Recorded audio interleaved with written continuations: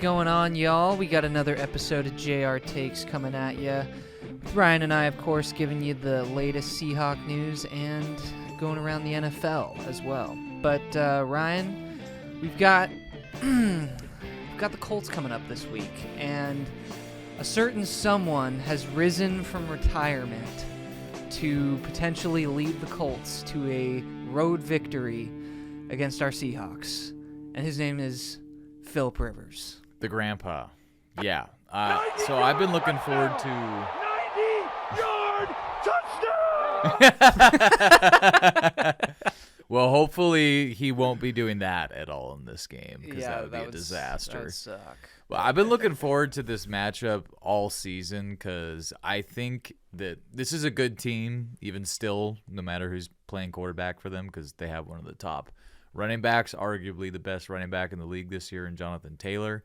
Good running game, still top 5 or so in point differential despite their latest stumble, but it's not going to be easy, but it sure got a lot more intriguing with the DJ injury turning into signing 44-year-old Philip Rivers, who hasn't played in 5 years, to play in our house against the number 2 ranked defense in the league with 5 days of practice. That's about as interesting as it gets in the NFL, to have a potential Hall of Famer just get off the literal couch to play. Yeah, dadgummit indeed for Philip Rivers, because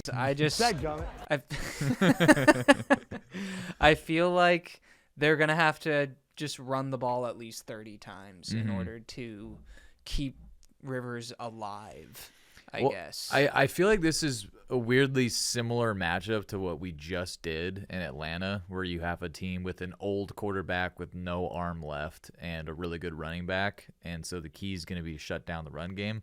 I know the Falcons still got a decent yardage total, but Bijan didn't have a run longer than 5 yards in that game. And that's the kind of defensive performance we're going to need in this game as well, because if there's anything that will make this a close game or even a loss, it would be letting him run all over you. But what is your plan? We have the literal best run defense in the NFL this year, and it's been by a wide margin. I saw a graph that was like EPA per play allowed in 2-high and in single-high defensive formation, and the Seahawks were like an order of magnitude better than every other team, in the good way, for just stopping the run and basically making a called run play against the Seahawks like a negative value play for the offense. So I think this matchup is really good on paper, regardless of the quarterback. This is a finesse team coming to the cold, wet Northwest to play a extremely physical defense. But I can't say the Rivers factor doesn't have me at least like concerned, because it's just so wild and such a mystery box. Like, what is he going to look like? I'll say what I saw from the press conference and his practice reps. Right this second? I'm not sure, Greg. How about that? That's an honest answer. And I will answer your question a little better. Yeah, I mean, he looks like that. He looks like an overweight 44-year-old that hasn't played NFL football in 5 years. And his arm was already cooked in 2020. I don't know. People probably don't remember that because it's been half a decade. But he was never known for having an elite arm strength kind of throw to begin with. But that ball was sailing 5 years ago. And now the practice reps that I saw, I was like, whoa. Like, if that's what you're doing, if that's what we can expect, you're playing like the worst secondary you could possibly be matched up against, because we have some of the fastest players in the league running around out there. I don't know. It's hard to imagine him throwing any pass further than 10 yards in this game. Yeah, I personally am really excited to watch Rivers play, because it just, I don't know, seeing him up on the press conference is just kind of cool. It was just nostalgia. Yeah. We watched him for a long time, so seeing him back, it's almost like he went into a time machine and just went into the future 5 years and is playing in a league of a bunch of strangers to him because he's 44. Yeah, I mean, he has kids. He has grandkids. He has kids the same age as the guys he's going to be playing against in 3 days. And he's older than our coach. He's older than our offensive coordinator. He's like a full decade older than anyone on our team. It's a pretty crazy situation. So I agree. I am super excited. And I mean, thinking logically about it, this should go very well for us. I mean, this should be like the most. It screams desperation that the Colts are even doing this. I remember when they were just calling it control but of the league. The thing is, we have had a hard time with Phillip Rivers in the past. In the 2014 Super Bowl appearance year, we lost to the then San Diego Chargers on the road. And the only time in my time watching football that we actually beat Rivers was in 2010. And that was when Leon Washington returned all those kickoffs and punts and whatever for scores. But here's the thing about that. I was 15 years old when that game happened. So that was a long, long time ago, basically half our lifetime ago, that, you know, he was an elite quarterback in the NFL. And nostalgia aside, I think that he's in for a world of pain. Yeah, I mean, I feel like that's just so obvious, though, that I just don't think that that's going to happen. Honestly, I feel like he's going to get off some throws against us that's going to fucking drive us insane. I mean, I don't think it's going to be like a clobbering. Like, I think he'll make a few plays, but I think the reality of age is going to be a factor. Like, maybe not in the beginning of this game, but, dude, imagine being 44 years old and out of shape, and Leonard Williams just crushes you. Like, and you got to get back up and do it again. Like, that's the thing that I feel like is going to be a factor is as this game goes on and he takes more hits, which I actually don't think he'll take many because he always got the ball out really quick. Mm-hmm. But it's just going to be really hard to nickel and dime the Seahawks defense up and down the field for 4 quarters. And the thing we haven't even talked about is I think the Colts defense is a really bad matchup for our offense. The one thing they're pretty good at is defending the run, and it doesn't matter who's been playing us this year. They've been pretty good at defending our run game. Yeah. But the Colts pass defense in terms of raw yardage is bottom 5 in the league. They rush the passer okay. I think they're top 10 in sacks, but they're in the high 20s in every stat passing wise in terms of defense. So JSN should have an opportunity for a big day out there. And I just think the side of the ball no one's talking about here, the Colts defense, is actually why I feel pretty good about this game. Yeah, so I actually predict that we're going to get a safety in this game. And I think that we're gonna win by double digits. That is what the line is. So Vegas agrees with you. Yeah, I have a feeling that they're gonna have to beat us with Rivers by the late 3rd or 4th quarter, maybe even earlier than that. Just because I think we're gonna probably stack the box so hard against JT, and it's gonna be raining all weekend. Like. Just sets up perfectly for, all right, let's go all out to stop the run and make this 44-year-old fat bastard beat us. So, but yeah, I got us knocking off Indy 33-20. Okay, that's respectable. I'm thinking more like 27-17. I think it's going to be not a blowout. I think it's going to be closer than some people are saying it's going to be, but I mean, I think we're going to get the win. I would be frankly mortified if we lost this game, so I'm trying to will that into existence by any means necessary. Yeah, I kind of just think the Colts are on a downward trajectory. I don't think they're at a desperation game quite yet, so that's why I think we beat them pretty good this game and then kind of send them into that fight or flight.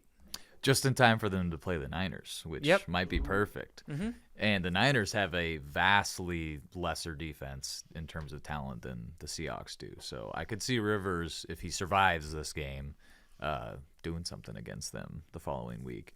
But yeah, I mean, looking at it objectively, the Colts have been kind of sputtering after their super hot start for about a month now, even pre the Daniel Jones injury. So it's not like they've maintained that crazy terror that they were on to start the year well before the Rivers thing happened. So I always felt pretty good about this game, regardless of what happened with Daniel Jones.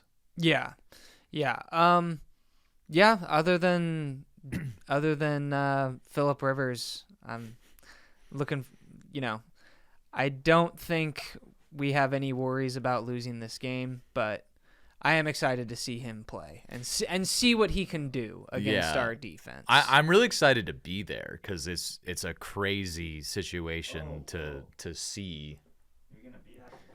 Yeah, I mean, I'll be in the nosebleeds where I could afford tickets, but I will be there with my French brother-in-law for his first NFL game. So nice. That'll be fun. That's cool. And last thing I wanted to say, and this was really all I heard about it, but ESPN was reacting to the situation, and they were talking about Phillip Rivers, and the lady was like, "So, Ryan, what can we expect from this game going into it?" And it was Ryan Clark, and he was just like, "Oh, from Rivers?" And she was like, "Yeah." And he was like, "Oh, he's going to get killed."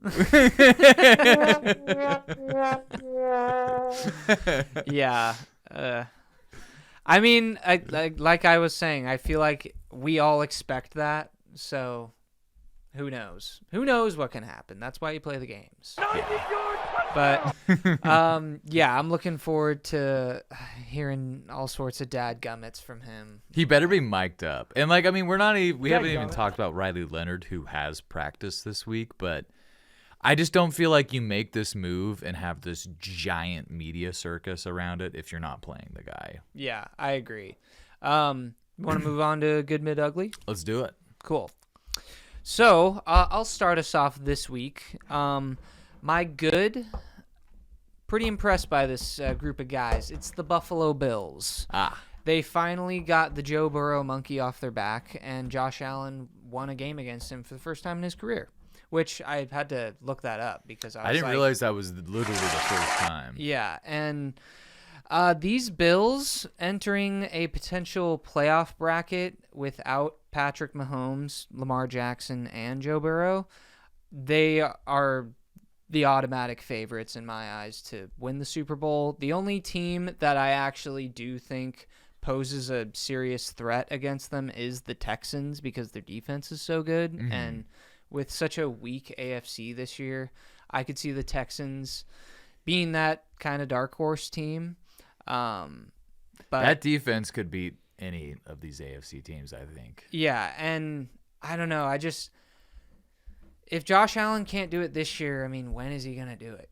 So I think this is the Bills' year. I think they at least get to the Super Bowl. I don't know if they win it, but I think that they make some noise, and they've been looking pretty good as of late. Then they put up, what was it?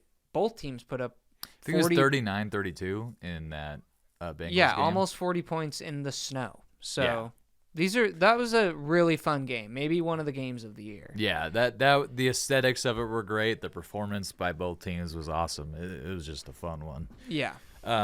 Speaking of the Texans, I have them as the good this week, I think, again, but specifically for just absolutely smothering the Chiefs and kind of symbolically ending their dynasty run in Kansas City.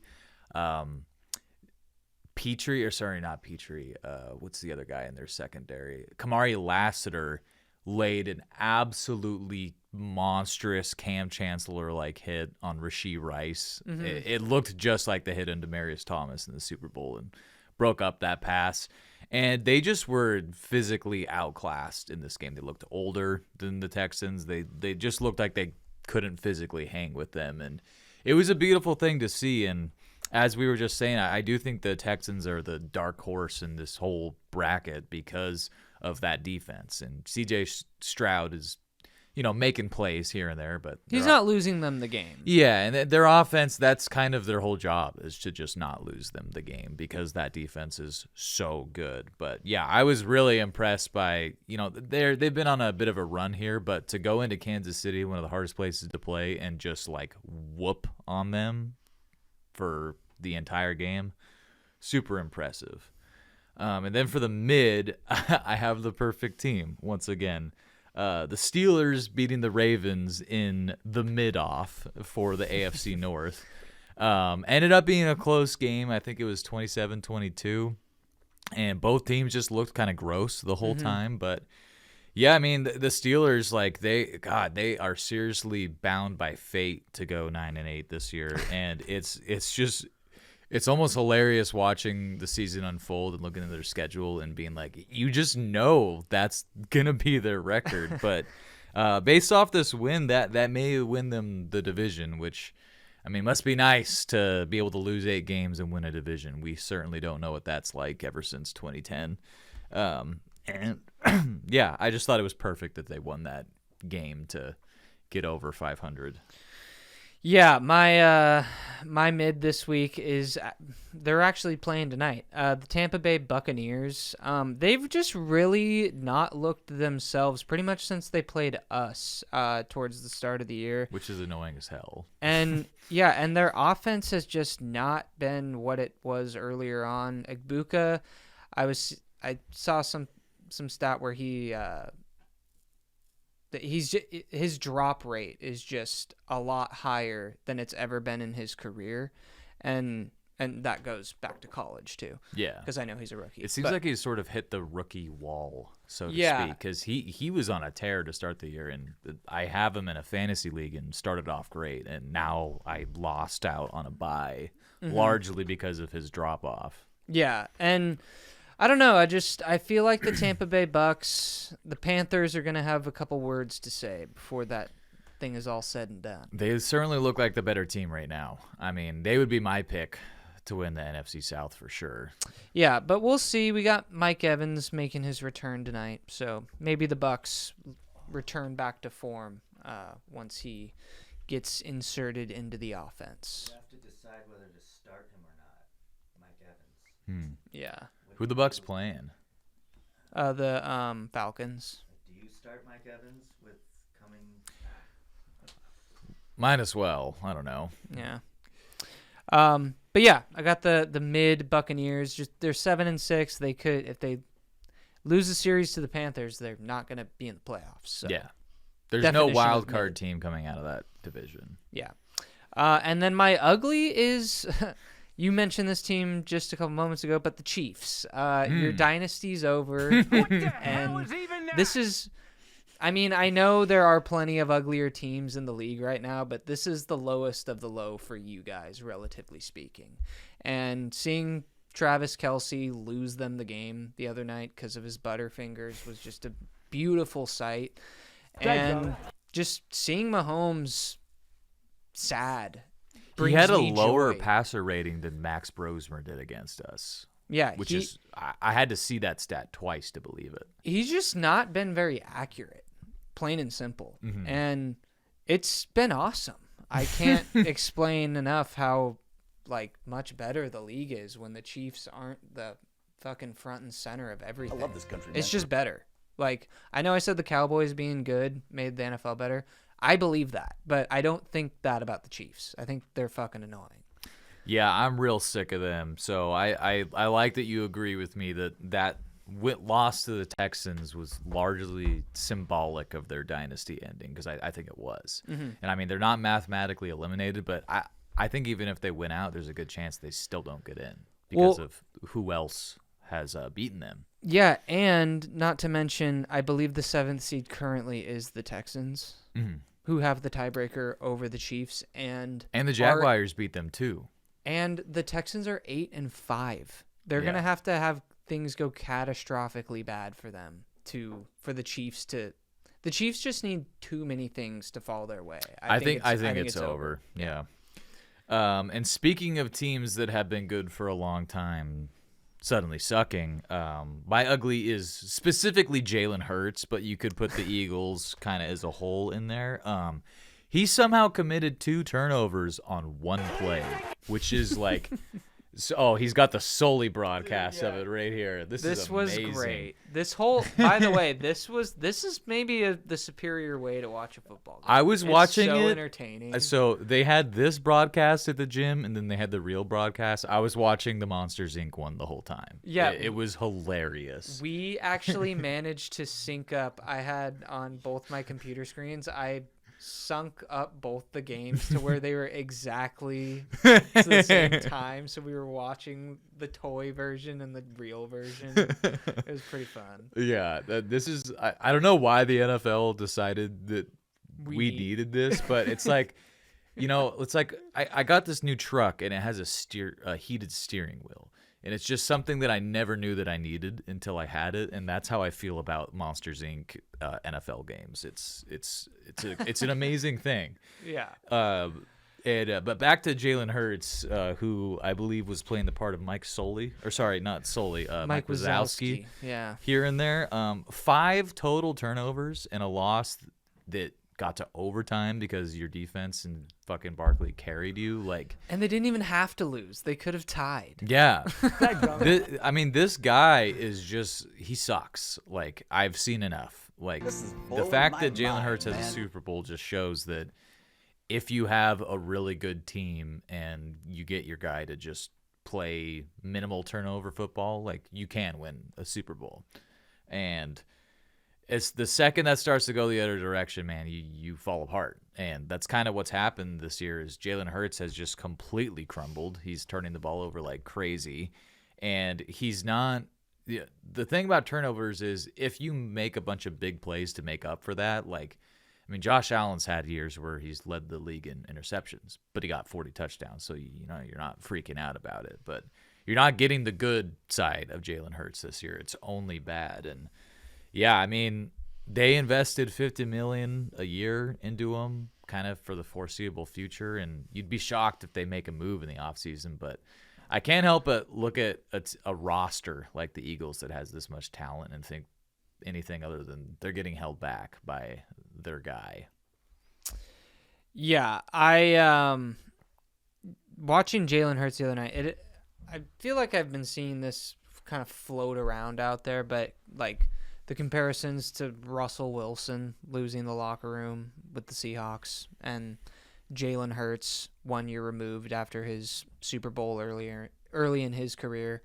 And you have A.J. Brown bitching and moaning about not getting the ball. And apparently they don't even like each other, which, Doug Baldwin and Russ they had Richard Sherman. I don't know if Doug and Russ necessarily didn't like each other. I just feel like they had a contentious relationship. I feel like Doug Baldwin didn't like Russell Wilson. Well, he would get in Wilson's face and help get the best out of him, I thought, because there was just some mic'd up moments I remember between those two on the sidelines in really close games where I think Doug Baldwin went up to Wilson one time and was like, listen, man, I will follow you anywhere, but you got to do this. He said something to the effect of that. And I just thought that was really cool because I think in that game they connected on a game-winning touchdown. And also their chemistry was just so strong.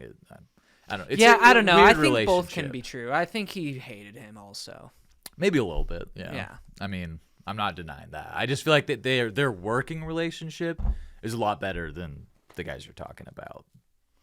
Yeah, do we know that though? No, but you never know that stuff unless you're personally there, I feel like. That's why it's just a comparison because before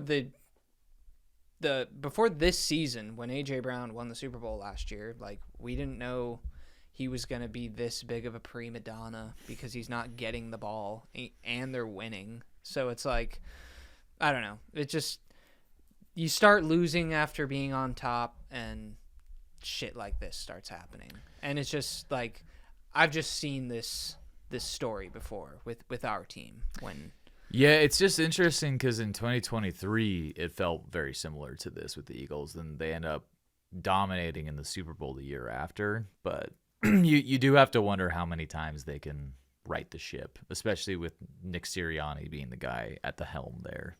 Yeah, definitely raises some concerns. But yeah, that's what I got this week for the good, the mid, and the ugly.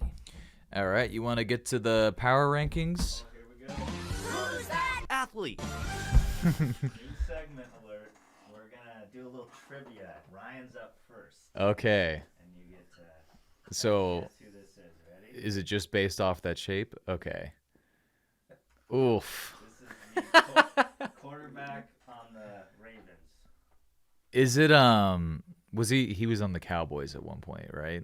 Possibly. What the hell was his last name? Oh my god. Connor something? Ryan, we've said his name so many times to each other. God damn it, this is going to make me so mad He has the same name when I as the hear it. quarterback that was on the South Kitsap. Right? Just tell me his name. I'm not going to think of it. Cooper. Cooper Rush. God damn it. Okay.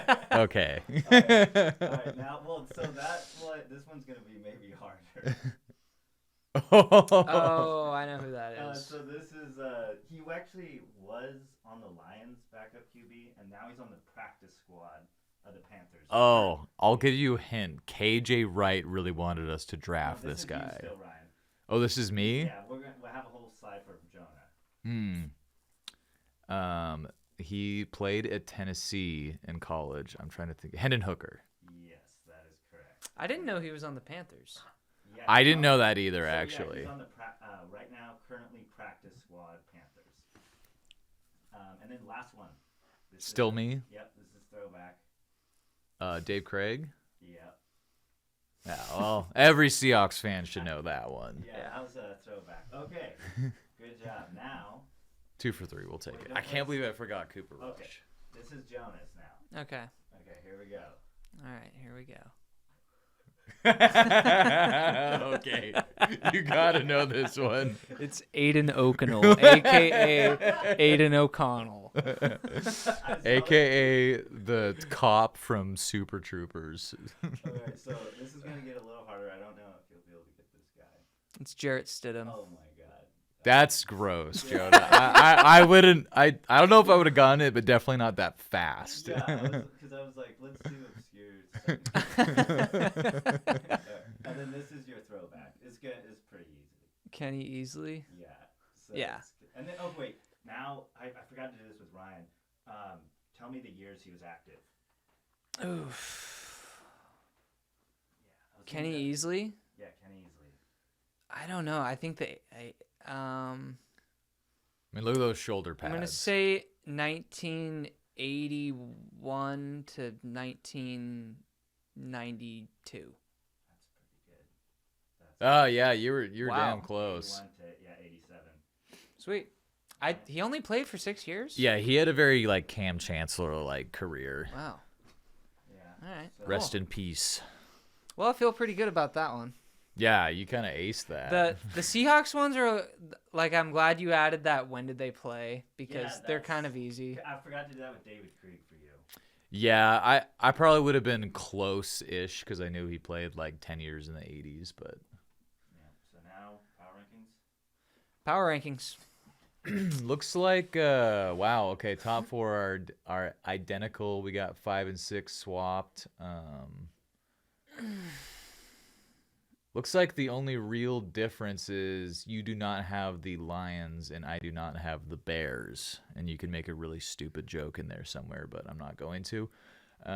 Yeah, I mean, I think the top 6 teams have really kind of established themselves at this point, and I'd be surprised if any of them are not in some order in the top 6 by the time we go into the playoff bracket.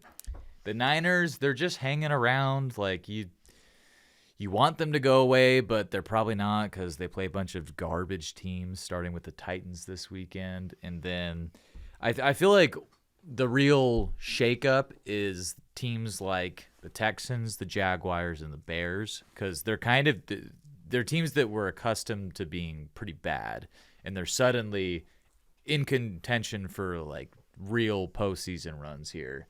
And so I feel like those are the biggest dark horses, those 3 there. Yeah, I have the Jags all the way up at 7 Because right now they're 9-4. They're leading their division. I know that the division still hangs in the balance with their game against Houston, but I don't know. The Jaguars have they've just done a complete 180. They're peaking at the right time. Both those AFC South teams are peaking at the right time. I mean, I didn't think much at all of the AFC South entering the year. And then obviously the Colts, they've played great. They're kind of fizzling out, but the Jaguars and the Texans, yes, they're both getting hot at the right time. CJ Stroud is finally looking comparable. Like, I still think he kind of sucks, but like, he's good enough to where he's gonna keep them in games because their defense is so damn good. Like, he's good enough to where they could go to the Super Bowl. Yeah, he's at least like in the top 16 of NFL quarterbacks for sure. He's not fucking 9 looking menacingly at the he's not doing that, okay? But yeah, so just those AFC South teams, like you mentioned, the Niners. I think the Niners' margin for error is just, it's too slim. I think eventually, I think they make the playoffs, obviously, but I just can't foresee them making a big run, even if Brock Purdy's playing. Mac Jones has borderline been playing better. But yeah, I just think at some point it's going to end for the Niners, and I probably won't. Probably wild card weekend is my guess. Because I now that the Bears are looking solid, like no matter who wins the NFC North, the Niners could end up with the 6th seed and play that division champ. I think all 3 of those top NFC North teams would have a good chance to beat the Niners, because I didn't realize this. The Niners only have 17 sacks this season. They are dead last in the NFL. Yeah, that's exactly. That's what kind of my point is. Like, they have to play like lights out on both sides of the ball if they're gonna do anything. So. And I think, man, they have been grinding McCaffrey into like dust, and at some point, I think that dam's gonna break. Yeah. Chill. Although I don't know, he never. It's like he has an amazing season one year, then is injured for the whole year. Then he has an amazing season, then he's injured for the whole year. And it's like this perpetual cycle of it's a perpetual rubber band. I guess the last note I really have on the power rankings is suddenly those wins over the Jags and the Texans in the early season that we kind of just wrote off as, well, we should win these games. They're looking pretty dang good now. We're lucky we played them when we did. We've gotten really lucky playing teams when we're playing them. I mean, look at who we're fucking playing against on Sunday. Yeah, absolutely. And the thing is, I think the Seahawks team is legit good to where I still think we would have won the games that we've won had we played a different week. But I mean, we've certainly gotten some blowouts on weeks when we were just playing teams at their absolute worst. But the flip side of that is we had the Niners with Bosa when, I mean, really no one else had to deal with that. We got the Bucs at Baker's best game ever. And then the Rams, like, I mean, they're just a really good team. It doesn't matter when you play them. But, yeah, like, not going to argue against we haven't had a absolute joke schedule for the most part. But that doesn't change the fact that this team is still good. For sure. I love this country, man. Yeah, so that's pretty much wrapping it up this week. Hopefully we can win against Phillip.